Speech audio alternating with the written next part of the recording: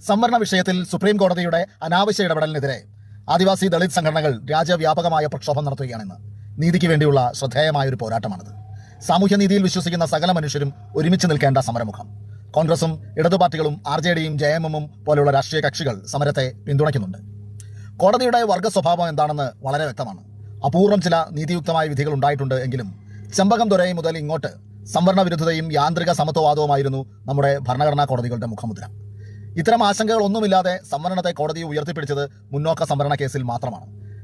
അന്ന് 50% എന്ന സംവരണ തത്വം പോലും ഒരു വിഷയമായി തോന്നിയില്ല.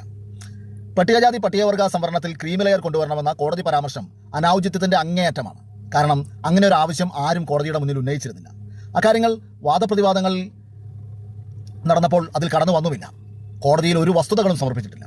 വസ്തുതകളുടെ പിൻബലത്തിൽ ഇരുഭാഗങ്ങളുടെയും വാദം കേൾക്കാതെ ഒരു അഡ്വൈസോറിയൽ സംവിധാനത്തിൽ നീതി ഏതെന്ന്